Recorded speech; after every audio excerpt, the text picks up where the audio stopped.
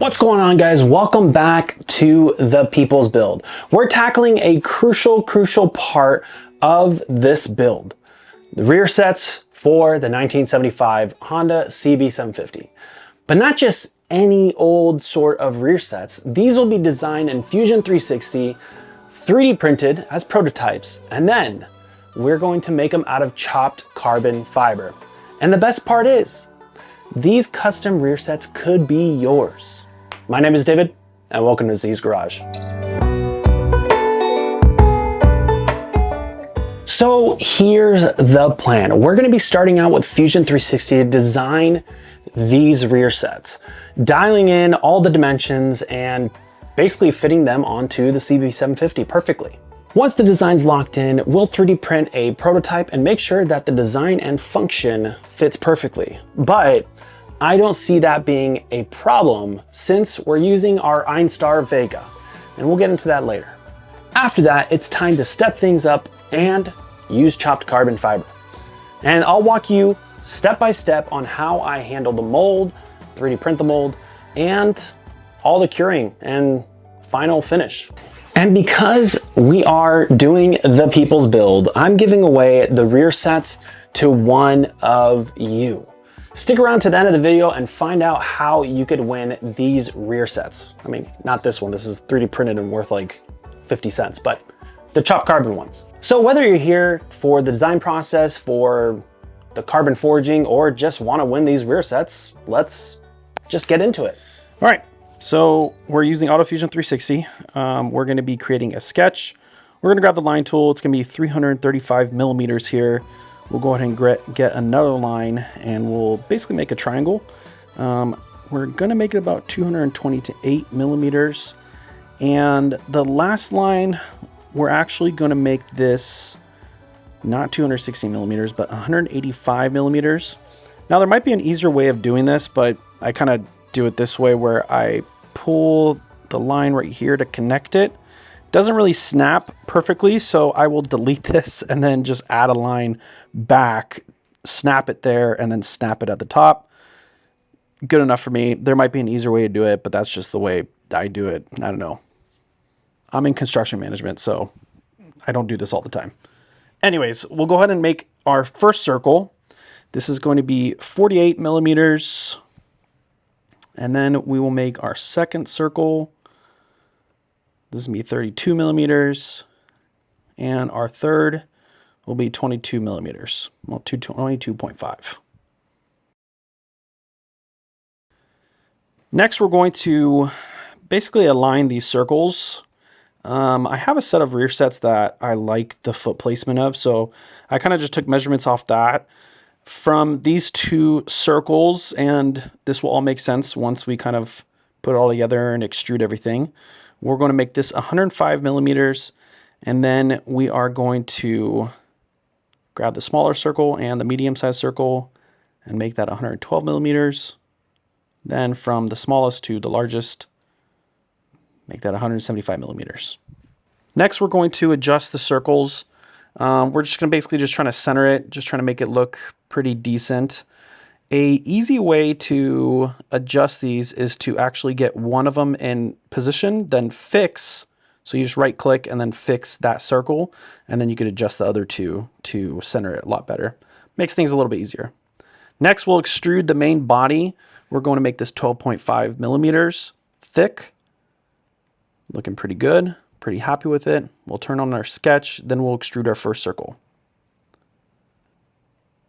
We'll extrude at 15.5, but I kind of made a mistake. We'll actually extrude it 30. I didn't take into account the actual rear set.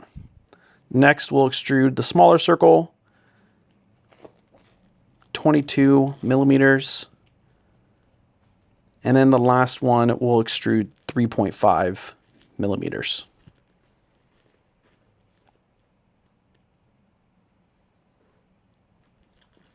It's looking really good. I'm really happy with it. It's starting to look like a rear set.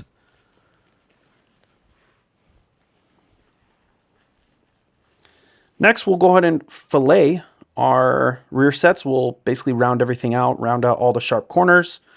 Round this out 27.5, and we're just eyeballing this. We're not really making this like an exact math. I'm just trying to match it essentially to the circle that it's closest to, and then basically give it enough, surface area above the circle to have a lot of chopped carbon go there, so it's a stronger piece. The last one will fillet, and we'll hit OK. Looking pretty good.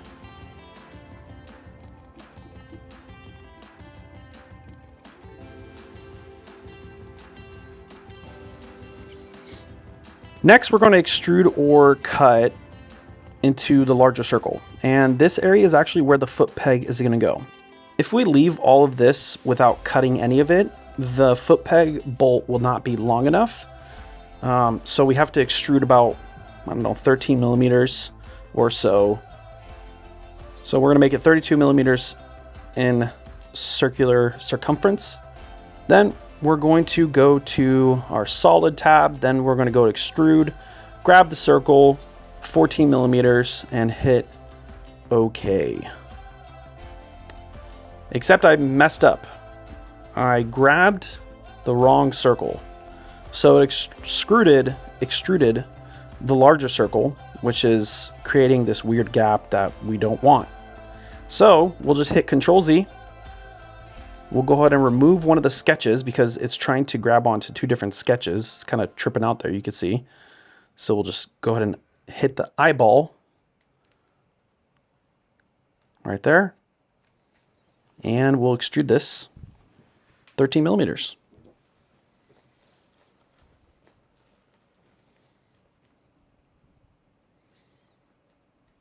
Now it's starting to really look like a rear set here.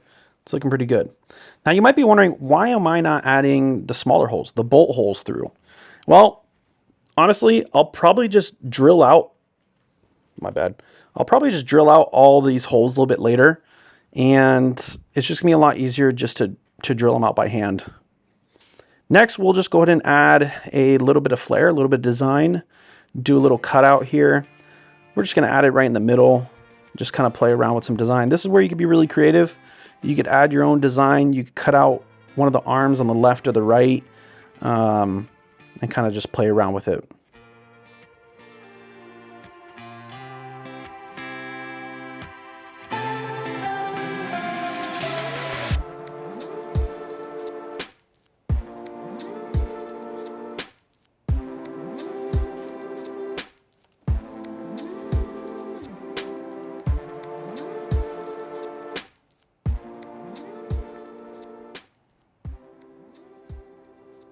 We're going to grab it all. We're just going to shift it around. Then we're going to go to our solid extrude tool, and then we're going to cut it out. So now we have a little cutout. We'll go ahead and grab our fillet tool, and again, we're just going to round this out, make it look pretty decent. And again, you can be creative with how you want to do this. You can make it look however you want. You do have to think about the structure of this rear set. You can't just go crazy and start adding a bunch of cutouts, and it just may not be structurally sound at that point.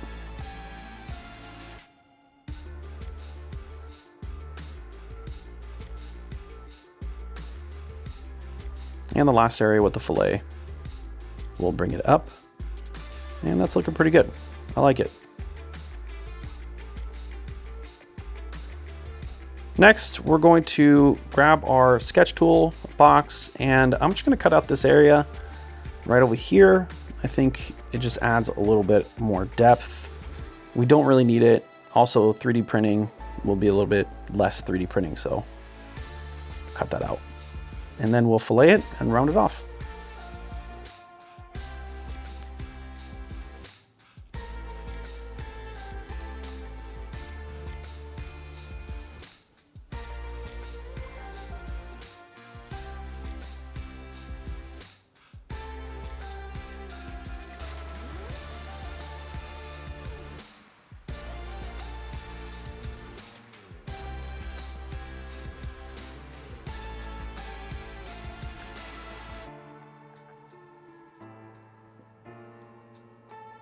It's looking like a rear set now. The last thing that we're going to do before we start making our mold is we're going to chamfer the edge. And I'm pretty much going to chamfer every single edge. And we're just going to do 2 millimeters for this. Just creates less sharp edges and gives it kind of a complete look as well.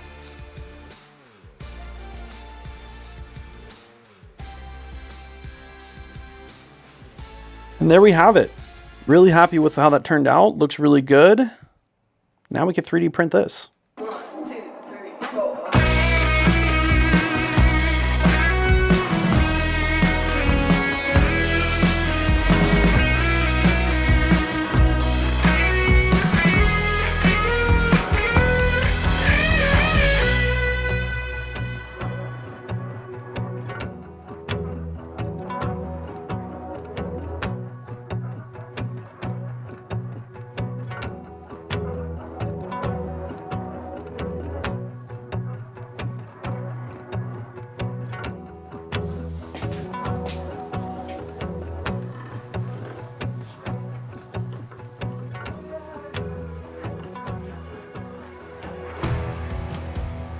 Hey everyone, before we get back into this build, I want to take a moment to give a huge shout out to today's sponsor for this video, the Einstar Vega.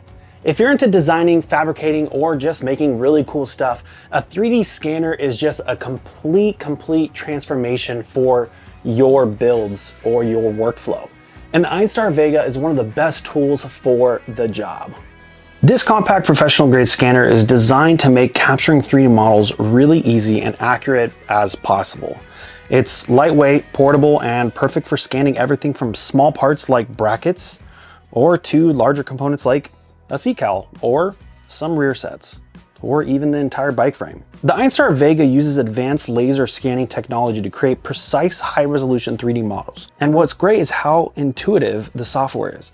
It lets you fine-tune your scans and export them directly for use in CAD software like Fusion 360. That means you can reverse engineer parts, customize designs, or even 3D print exact replicas with ease. I even 3D scanned my cousin and then 3D printed her.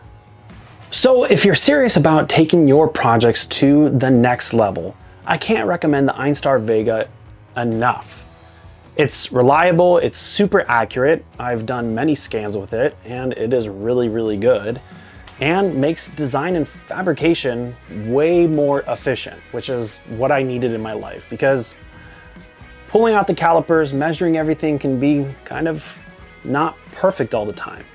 Plus, it's all in one unit. You don't need a computer attached to it. You don't need any of that. No wires. It's all just right here in this scanner. All right, guys, check them out. Link is in the bio and let's get back to it. Okay, so I could show you how I created the mold for our rear set, but I think Easy Composites, they do a really great job of this video tutorial on how to create molds, and this is what I use to create the actual mold. I just follow the video and it goes step by step on how to do it, including how much chopped carbon you need, including carbon toe, including epoxy. It does step-by-step guide on how to do it. They just do a really great job of doing it, so I highly suggest just going to them and finishing up your mold that way if you're going to design something like this on your own. I also am using their kit to make this rear set. It's the Forged Carbon Fiber Development Kit. I also suggest not only buying the fast hardener, but also purchasing the slow hardener, because with a product that is so large like this, you're going to want to have a slow hardener, because the pot life on something like this, on the fast one, is only like 15 minutes, where the slow is like 90 minutes or something along those lines. So it makes things a little bit easier. You don't have to rush through it, especially if you have such a large item like a rear set. It's a pretty good amount of time to do every single layer. So check them out. All right, let's 3D print it.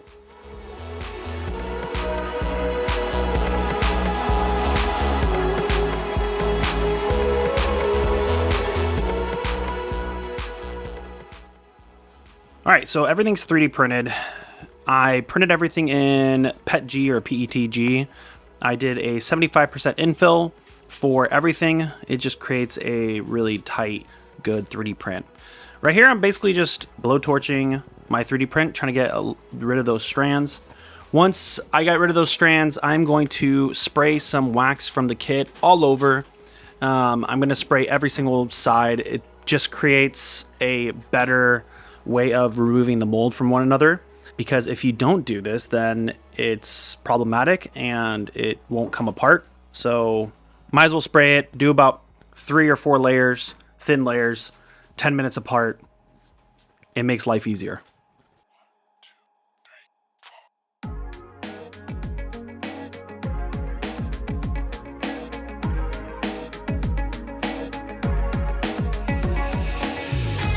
Okay, I like to actually spread out all the carbon into different containers. So the chopped carbon I will put in 2 different containers. I'll weigh them evenly. And then for the strands, I'll put in another container.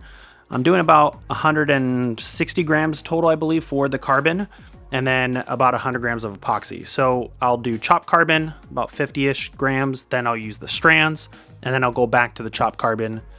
And it just helps me kind of go through the whole entire process step by step, instead of trying to guesstimate how much chopped carbon I need to put in.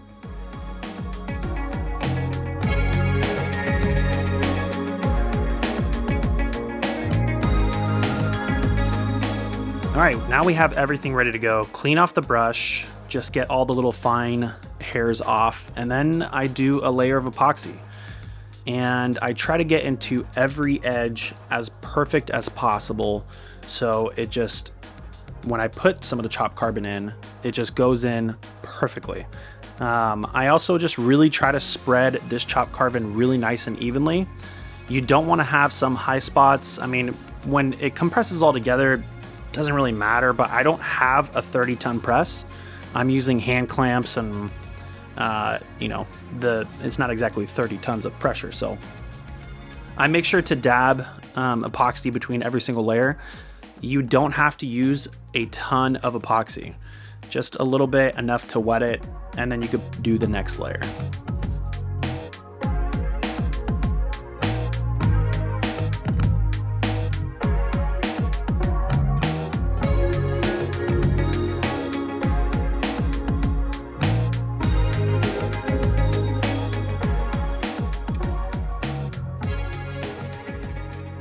Another area that we're going to hit with some carbon and some epoxy is the plunger. When you put it inside of the mold, the carbon and the epoxy, and you compress it, it's not going to fill all these voids in the plunger. So I'm going to help it by adding carbon and epoxy. So then when I do plunge it together or put it together, it will be a little bit easier and kind of fill in the gaps perfectly.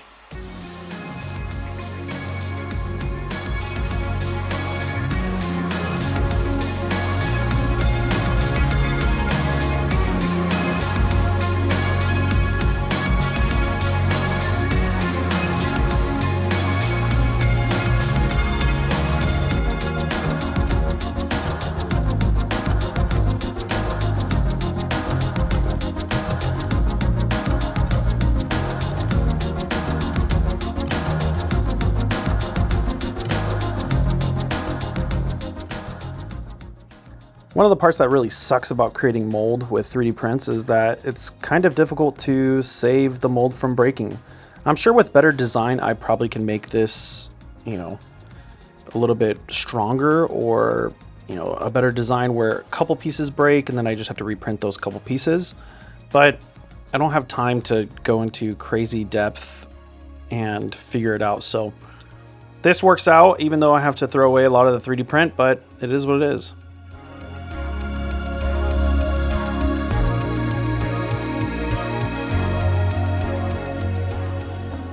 All right, we're fresh out the mold and this carbon forge part looks great, but it needs a little bit of work. First, we'll inspect for any flashing or imperfection along the edges. We're going to use our belt sander and use 180 grit sandpaper, and we'll just smooth out the surface with a light, even pressure to preserve the integrity of the carbon layers. When working with carbon forged parts, bolt holes are a critical point of focus. And I wish I would have thought about this before I started designing the part. But without protection, direct contact between a bolt and carbon fiber can cause wear and damage over time. So the solution is metal inserts. And if I would have designed it, I could have put the metal inserts in, but didn't think about that. These reinforce the holes, preventing the bolts from eating into the carbon over repeated use. You got to start by selecting an insert that fits snugly. I chose a brass insert. You could do aluminum, you could do stainless steel. And I'm going to apply a small amount of epoxy for a good bond, and I'm going to carefully press them into place. Once the epoxy cures, these inserts pretty much ensure us an even load distribution and long-lasting durability. It is a simple step that protects this part, and it's going to keep it performing really well for a really long time. Remember, when it comes to carbon forged parts, it's the little details that make all the difference. Well, we did it. The thing is that I need to do 2 tests. So the first test is I need to see how much these things weigh.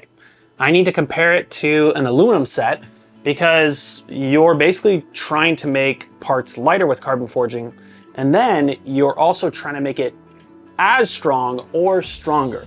So the second test is going to be a standing test. Now you might be saying that's not a strong enough test, and you're honestly kind of right. It is not a strong enough test, but this bike is all tack welded together.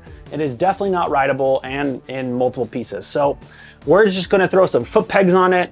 We're gonna see if it can withstand me, a person built like a refrigerator. So let's weigh it and then let's go stand on it.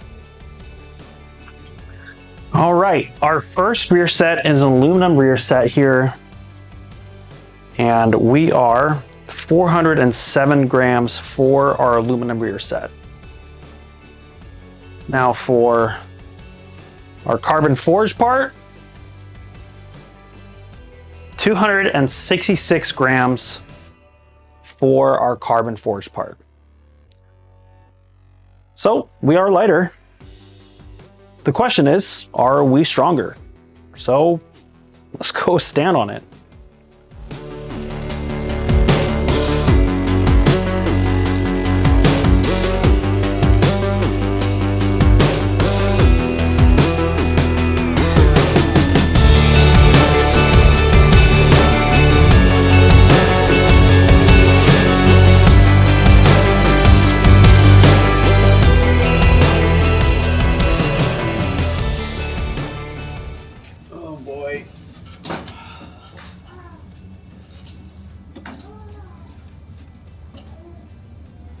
Oh. Oh my goodness.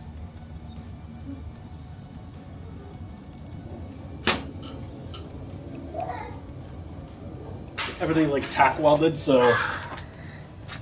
Okay.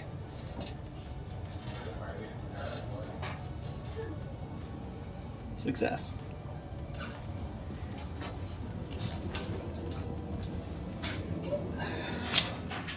All right, that's a wrap on this project. From AutoFusion 360 to the prototyping on the 3D printer and to making these. It's been a fun project, and they turned out killer. They're so sweet.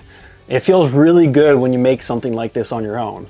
I also just want to give you guys a huge thank you for being a part of the People's Build. I greatly appreciate all of you guys and all the comments and all the love and support. Truly appreciate it. But the question is, how do you win these rear sets? Well, there's 2 ways. They kind of go together. They do go together.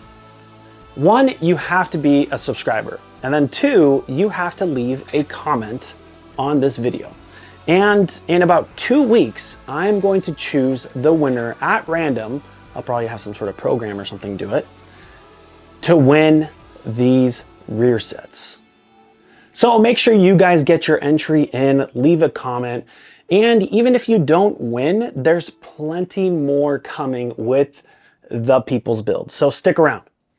Thank you again for watching. Truly appreciate every single one of you guys, and I'll catch you guys in the next one. Peace.